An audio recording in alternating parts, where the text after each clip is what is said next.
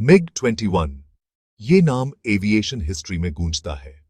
ये एयरक्राफ्ट अपने समय का एक टेक्नोलॉजिकल मार्वल था जिसने कई देशों की वायुसेनाओं में अपनी जगह बनाई। लेकिन इंडिया में इस लेजेंडरी फाइटर जेट का एक और नाम है जो बहुत डरावना है, उड़ता हुआ ताबूत। ये नाम सुनते ही एक डरावनी छवि उभरती है। ये खौफनाक नाम इंडियन एयरफोर्स के साथ इस एयरक्राफ्ट के खराब सेफ्टी रिकॉर्ड के बारे में बहुत कुछ बताता है। कई बार ये एयरक्राफ्ट अपने पायलट्स को सुरक्षित घर नहीं ला पाया।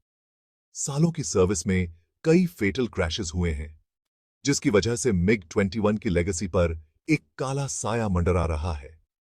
हर क्रैश एक नई ट्रेजेडी लेकर आया। उड़ता हुआ ताबूत का ये लेबल इन क्रैशेस में कई जानों की याद दिलाता है। ये उन बहादुर पायलट्स की याद में है जिन्होंने अपनी जान गंवाई। हर इंसिडेंट इंडियन एयरफोर्स और पायलट्स के परिवारों के लिए एक बहुत बड़ा नुकसान है। ये एक ऐसा दर्द है जो कभी नहीं मिटता। ये इन एजिंग एयरक्राफ्ट्स को यूज करते रहने पर भी सवाल खड़े करता है। क्या हमें इन्हें रिटायर कर देना चाहिए? MiG-21 की रेपुटेशन इसके एक्सीडेंट रेट की वजह से खराब हुई है।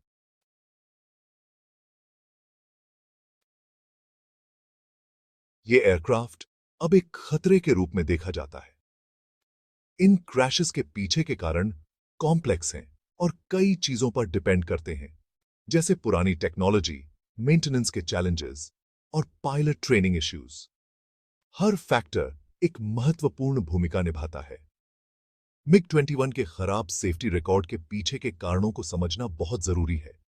यह हमें भविष्य में ऐसी ट्रेजेडीज से बचने में मदद कर सकता है। ये ऐसे इंडियन सर्विस में MiG-21 की हिस्ट्री और अभी की सिचुएशन को एक्सप्लोर करता है और ये भी देखता है कि कैसे ये एयरक्राफ्ट एक समय में इंडियन एयरफोर्स की रीढ़ था। इसके क्रैशेस के रीजंस और इंडियन एयरफोर्स के फ्यूचर पर इसके इम्प्लीकेशंस को एग्जामिन करता है। क्या हमें नए एयरक्राफ्ट्स की ओर बढ़ना चाहिए या MiG-21 को अपग्रेड करना चाहिए? MiG-21 की कहानी शुरू होती है कोल्ड वॉर के बीच से। यह एक ऐसा समय था जब दुनिया दो ध्रुवों में बंटी हुई थी और हर देश अपनी सैन्य शक्ति को बढ़ाने में लगा हुआ था। 1950s के आखिर में सोवियत यूनियन द्वारा डिजाइन किया गया MiG-21 एक सुपरसोनिक इंटरसेप्टर एयरक्राफ्ट था जो बहुत तेज स्पीड और हाई एल्टीट्यूड कॉम्बैट के लिए बना था।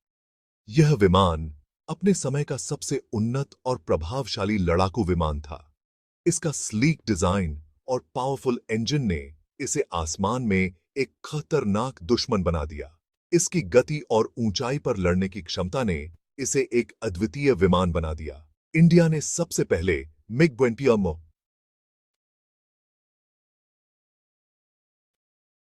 को 1960s के शुरू में अक्वायर किया था ताकि रीजनल टेंशन्स के समय अपनी एयर पावर को मजबूत किया जा सके।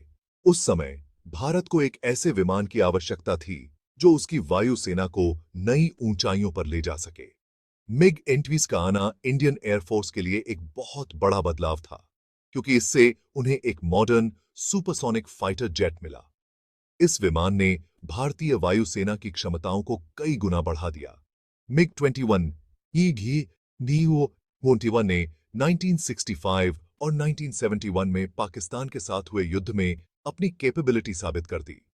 इन युद्धों में इसने अपनी ताकत और विश्वसनीयता को सिद्ध किया। इसकी एजिलिटी और फायर पावर ने इसे एक खतरनाक रेपुटेशन दिलाई और इंडियन एयरफोर्स में इसकी जगह पक्की कर दी। यह विमान हर मिशन में अपनी उपयोगिता साबित करता रहा। कई दशकों तक इंडिया ने सैकड़ों MiG-21 अक्वायर किए और सोवियत यूनियन के बाद इसका सबसे बड़ा ऑपरेटर बन गया।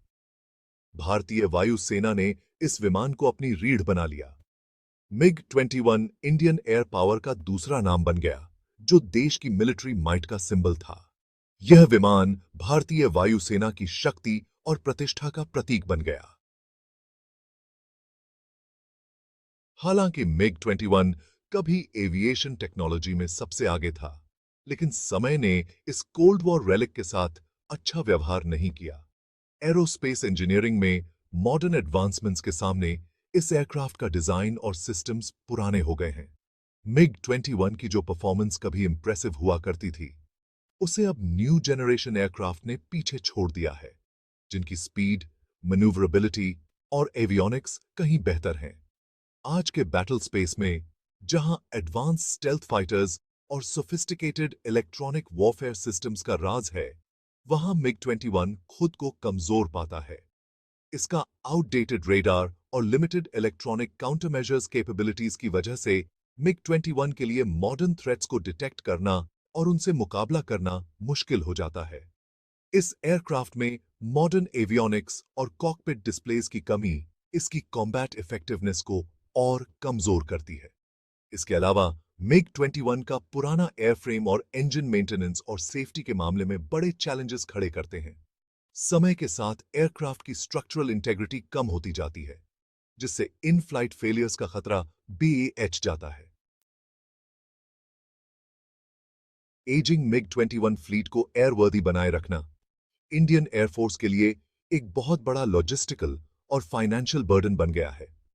यह एक ऐसा काम है जो समय के साथ और भी चुनौतीपूर्ण होता जा रहा है। दशकों तक ज्यादा इस्तेमाल और स्पेयर पार्ट्स की कमी ने एयरक्राफ्ट की स्ट्रक्चरल इंटेग्रिटी और सिस्टम्स रिलायबिलिटी को प्रभावित किया है। यह स्थिति और भी गंभीर हो जाती है जब हम देखते हैं कि इन विमानों की उम्र कितनी हो चुकी है। MiG-21 के पुराने होने का मतलब है कि इसके कई कंपोनेंट्स अब बनते ही नहीं हैं। यह एक बड़ी समस्या है, क्योंकि बिना इन पार्ट्स के विमानों को ऑपरेशनल रखना लगभग असंभव हो जाता है। स्पेयर पार्ट्स की इस कमी की वजह से इंडियन एयरफोर्स को कैनिबलाइजेशन पर डिपेंड रहना पड़ता है, यानी एक एयरक्राफ्ट से पार्ट्स निकालकर दूसरे को फ्लाइंग कंडीशन में रखना। यह एक अस्थायी समाधान है जो दीर्घकालिक रूप से टिकाऊ नहीं है, यानी एक एयरक्राफ्ट से पार्ट्स निकालकर दूसरे को फ्लाइंग कंडीशन में रखना। यह प्रक्रिया न केवल समय लेने वाली है, बल्कि इससे फ्लीट की संख्या भी कम होती जा रही है। यह तरीका जरूरी तो है, लेकिन इससे पहले से ही कम होती जा रही फ्लीट और भी कम हो रही है, और ऑपरेशनल एयरक्राफ्ट्स की सेफ्टी और रिलायबिलिटी पर भी सवाल उठ रहे हैं। यह एक दुष्चक्र है जो लगातार जारी है, और ऑपरेशनल एयरक्राफ्ट्स की सेफ्टी और रिलायबिलिटी पर भी सवाल उठ रहे हैं। यह स्थिति और भी जटिल हो जाती है जब हम देखते हैं कि इन विमानों को कितनी बार उड़ान भरनी पड़ती है। इसके अलावा MiG-21 का सोवियत इरा डिजाइन अक्सर मॉडर्न मेंटेनेंस इक्विपमेंट और प्रैक्टिसेस के साथ कंपैटिबिलिटी इश्यूज पैदा करता है। यह एक और बड़ी चुनौती है जिसका सामना ग्राउंड क्रूज को करना पड़ता है। इस इनकम्पैटिबिलिटी के कारण स्पेशलाइज्ड ट्रेनिंग और टूल्स की जरूरत होती है, जिससे मेंटेनेंस प्रोसेस और भी कॉम्प्लेक्स और महंगा हो जाता है। यह एक ऐसा क्षेत्र है जहां इंडियन एयरफोर्स को लगातार निवेश करना पड़ता है, जिससे मेंटेनेंस प्रोसेस और भी कॉम्प्लेक्स और महंगा हो जाता है। यह एक ऐसा क्षेत्र है जहां इंडियन एयरफोर्स को लगातार निवेश करना पड़ता है। इंडियन एयरफोर्स के ग्राउंड क्रूज MiG-21 की मिशन को फ्लाइंग कंडीशन में रखने के लिए बहुत मेहनत करते हैं, लेकिन उन्हें समय और ऑब्सोलेसेंस के खिलाफ एक मुश्किल लड़ाई लड़नी पड़ती है। यह एक निरंतर संघर्ष है जो कभी खत्म नहीं होता, लेकिन उन्हें समय और ऑब्सोलेसेंस के खिलाफ एक मुश्किल लड़ाई लड़नी पड़ती है। यह इमडी एक निरंतर संघर्ष है जो कभी खत्म नहीं होता। उनकी पूरी कोशिशों के बावजूद इन एजिंग एयरक्राफ्ट्स को बार-बार और ज्यादा मेंटेनेंस की जरूरत होती है, जिससे इंडियन एयरफोर्स के रिसोर्सेज पर प्रेशर पड़ता है। यह एक ऐसा दबाव है जो समय के साथ बढ़ता ही जा रहा है, जिससे इंडियन एयरफोर्स के रिसोर्सेज पर प्रेशर पड़ता है और ऑपरेशनल रेडीनेस प्रभावित होती है। यह एक ऐसा चक्र है जिसे तोड़ना बहुत मुश्किल है, और ऑपरेशनल रेडीनेस प्रभावित होती है। इसके बावजूद इंडियन एयरफोर्स अपने मिशन को पूरा करने के लिए प्रतिबद्ध है और हर संभव प्रयास कर रही है।